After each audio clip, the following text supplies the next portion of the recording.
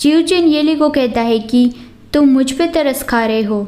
मैं तीनों लोक में राज करता हूँ, लेकिन इससे कोई फ़र्क नहीं पड़ता। हमें हेवनली लोक को हराना ही होगा, तभी तीनों लोक में शांति आएगी। अगर हम ये लड़ाई जीत गए तो ये बड़ी हासिल कहलाएंगी, फिर चाहे इसके लिए कुछ भी कुर्बान करना पड़े। मैं बहुत बुरा गेमलर हूँ, ऐसी बाजी खेल रहा हूँ जिस पे किसी को यकीन नहीं कि जीत होगी या नहीं। और वो अपना हाथ आगे बढ़ा के कहता है कि अगर तुम मेरे साथ आना चाहते हो तो मुझसे हाथ मिला के एक शपथ लो। नेवला येली को मना करने लगता है कि तुम ये नहीं कर सकते, जल्दी उसे मना कर दो। ये आइडिया बिल्कुल काम नहीं करेगा। किसी ने पहले ये ट्राई नहीं किया है और जिसने भी ये ट्राई किया वो मर गए हैं। अगर तुम लोग गॉड हो फिर भी हेवनली लॉ को चैलेंज नहीं कर सकते। वो हेवनली लॉ है, बहुत खतरनाक है। लेकिन येली जियोचेन से हाथ मिला लेता है और कहता है कि हाँ, मैं इस खेल को खेलूँगा। जियोचेन कहता है बहुत अच्छे, थोड़े दिन ही बचे हैं, उतने वक्त तक तुम अपनी डिवाइन पावर को मजबूत कर लो, फिर बाद में हम ग्रैंड सेरेमनी के बारे में बात करेंगे। तो येली जाता हुआ कहता है कि हाँ ठीक है।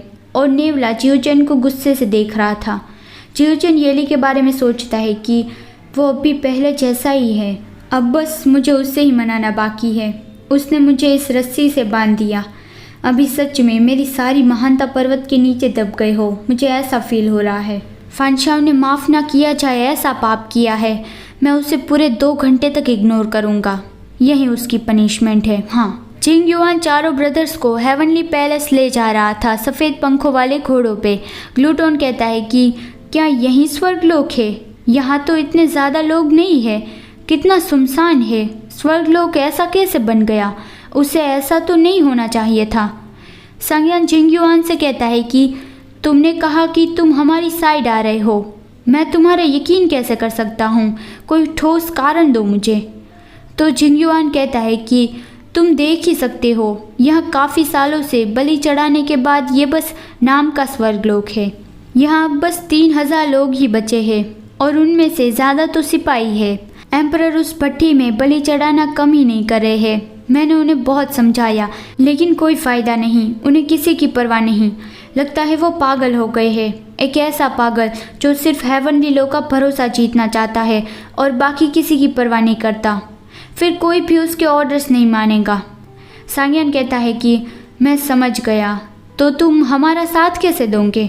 तो जिंग युआन कहता है कि बहुत आसान है, मैं गॉड पैलेस का बैरियर तोड़ दूंगा और तुम सबको अंदर ले जाऊंगा ताकि तुम लीजू को ढूंढ सको। हमारे एम्परर आजकल अपनी डिवाइन पावर बढ़ाने के लिए कोई इविल मेथड का इस्तेमाल कर रहे हैं, तो अभी वो कमज़ोर होंगे। ये परफेक्ट मौका है। सांग्यान को उसका प्लान अच्छा लगा। वो कहता है कि पहले तुम हमारी मदद करो, फिर हम जियोचेन को हरा देंगे और तुम्हें सौंप देंगे। तुम जैसे चाहो उसे पनिश कर सकते हो और अगर तुम फिर यहाँ राज करना चाहो तो वो भी कर सकते हो। लेकिन मैं इस बात को लेके क्यूरियस हूँ कि तुमने 10,000 सालों से भी ज़्यादा अपने मास्टर को सर्व किया है, क्या तुम उसके खिलाफ हो पाओगे? तो जिंग युआन जाता हुआ कहता है कि ये उसका ही सब किया धरा है, इन सबको ऐसे ही माना जाएगा जैसे वो अपनी ही कब्र खोद रहे हैं। अंदर येली को फॉक्स से समझा रहा था कि क्या तुम्हारा दिमाग खिसक गया है? तुम उससे दुश्मनी कैसे कर सकते हो? तुमने सुना नहीं उस प्रेटी अंकल ने क्या कहा? सिर्फ तुम्हारा शरीर ही नहीं मर जाएगा, तुम्हारी आत्मा भी गायब हो जाएंगी। वो तुम्हें पूरी तरह से गायब कर देंगे, तुम्हारा एक बाल भी फिर पुनर्जन्म नहीं ले पाएगा। येली कहता है कि इस हालात में और कोई रास्ता नहीं सिवाय इसके कि लड़ाई करके जीते या मर जाए। तियानशु पावर मेरी बॉडी में जागृत हो गई है, इसका मतलब अब कोई बड़ी जिम्मेदारी मुझे उठानी है। फॉक्स चिल्ला के कहता है कि तुम कोई हेवनली एम्परर नहीं हो तो तुम वो सब अपने ऊपर क्यों ले रहे हो? हमें आगे की चिंता किए बिना अभी जो ज़िंदगी मिली है वो जी लेनी चाहिए। येली कहता है कि जीने के लिए भाग जाए? मैं पिछले जीवन में बहुत आराम से कुनवो माउंटेन पर जिया हूँ और सभी जिम्मेदारियों से भाग गया, लेकिन अब मुझे लगता है ये जिम्मेदारी मेरी है, मैं इससे भाग नहीं सकता। अगर मैं जेंटल और मर्सीफुल बन गया तो किसी को नहीं बचा पाऊंगा, खुद को भी नहीं। जो कमज़ोर होते हैं वो शक्तिशालियों का शिकार बनते हैं। अगर तुम उसका विरोध नहीं करोगे तो तुम हमेशा के लिए दब के रह जाओगे। फॉक्स के इतना समझाने के बावजूद भी येली पे कोई भी असर नहीं पड़ा। तो फॉक्स कहता है कि तीनों लोग का क्या भविष्य होगा, इससे मुझे क्या, मैं तो एक नेवला हूँ, मुझे इसमें कुछ समझ नहीं आता। मुझे बस यही पता है कि तुमने बिग शॉट कियोस के साथ शादी करने का वादा किया है। क्या तुम फिर से उसे गुड बाय किए बिना चले जाओगे? क्या वो तुम्हें माफ़ करेगा? तो ये सुन के येली का मन भारी हो गया। वो कहता है कि मुझे कुछ भी समझ नहीं आ रहा है, मैं उसे ये कैसे बताऊंगा? लिटिल डमी, मुझे क्या करना चाहिए? तो फॉक्स गुस्से से कहता है कि मैं उसकी परवाह क्यों करूँ? हाँ, तुम्हारे उस स्मार्ट ब्रेन को ही इस्तेमाल करो जो पूरे यूनिवर्स के जीवों से प्यार करता है। अकेले ही कोई रास्ता सोच लो। और वो नेवला बन के वहाँ से भाग कर चला जाता है और वो रोते हुए बोल रहा था कि मुझे तुम्हारी इस सबको दया दिखाने वाली आदत से बहुत नफरत है। येली भी दुखी हो गया था कि अब मुझे क्या करना चाहिए। हमने फाइनली एक दूसरे को ढूंढ लिया था, लेकिन हमने अभी एक दूसरे से शादी भी नहीं पूरी की। मैं तुम्हें अभी तक घर भी नहीं ले गया। कितनी सारी चीज़ें थी जो हमें साथ में करनी थी, वो हमने अभी तक नहीं की। लेकिन तभी येली के लिए डिनर आता है।